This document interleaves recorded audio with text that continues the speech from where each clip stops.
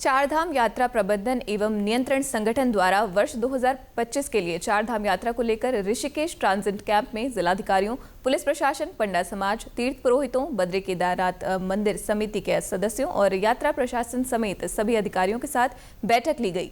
इस दौरान श्रद्धालुओं के लिए 60% पंजीकरण ऑनलाइन होगा और 40% पंजीकरण ऑफलाइन होगा।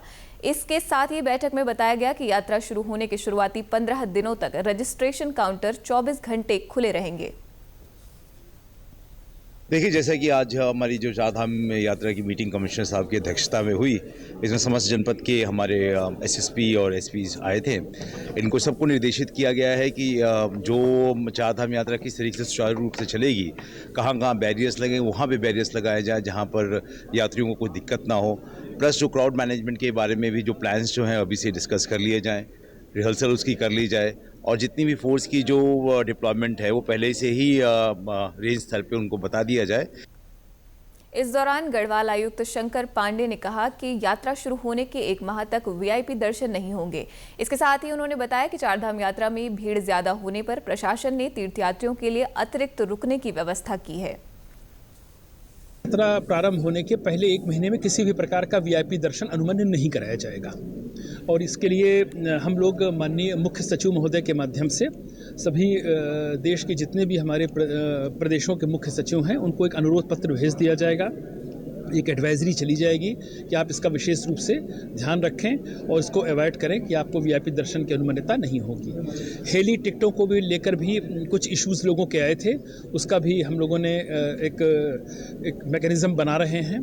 कुल मिलाकर जो हमारा पर्पज़ है हम सब का, और मैं समझता हूं कि मीडिया बंधुओं की भी बहुत बड़ी भूमिका है क्योंकि इस चारधाम यात्रा से आप भी जुड़े हैं, तो सबका ये सामूहिक प्रयास है कि वर्ष 2025 की यात्रा बहुत ही सफल रहे, सुरक्षित रहे, सुगम रहे और इस देवभूमि का मस्तक और चौड़ा हो कि हमने इतने यात्रियों को अच्छे से दर्शन कराए। इस बार अभी से तय कर दिया गया है कि इन केस अगर भीड़ ज़्यादा बढ़ती है तो हमने अपने डिफरेंट होल्डिंग पॉइंट्स निर्धारित कर दिए हैं। हमारा सबसे बड़ा होल्डिंग पॉइंट हरिद्वार, उसके बाद ऋषिकेश, उसके उपरांत हमने श्रीनगर में एक जो रूट्स उधर से आता है वहाँ कीर्ति नगर, इस तरह से हम अपने होल्डिंग पॉइंट्स रखे हैं। और अगर हम यमुनोत्री की तरफ की बात करें तो विकास नगर और बड़कोट होल्डिंग पॉइंट्स बनाने का मुख्य उद्देश्य ये है ऐसे जगह बनाए जाएं जहां पर लोगों को 2000-4000 लोगों के रुकने की व्यवस्था हो, भोजन की व्यवस्था हो। जो अफोर्ड कर सकते हैं वो पेमेंट देकर करें, जो नहीं कर सकते हैं उनके लिए प्रशासन की तरफ से व्यवस्था की जाए। तीर्थ पुरोहित ने समय से पहले हो रही बैठकों, सुझावों और चारधाम यात्रा की तैयारियों को लेकर खुशी जताई। उन्होंने कहा कि यमुनोत्री धाम के लिए रास्ता काफी छोटा है, इसीलिए 2 रास्तों से आने जाने की व्यवस्था की जाए। यहाँ पर हम लोग जो यात्रा व्यवस्था में आए, सबसे पहले इस बार जो सबसे बड़ी उपलब्धि क्या है कि समय से पहले जो बातें हो रही हैं और समय से पहले जो सुझाव आ रहे हैं और वो बहुत अच्छा है। अब तक मेरे जीवन में अब तक ऐसा कभी नहीं हुआ।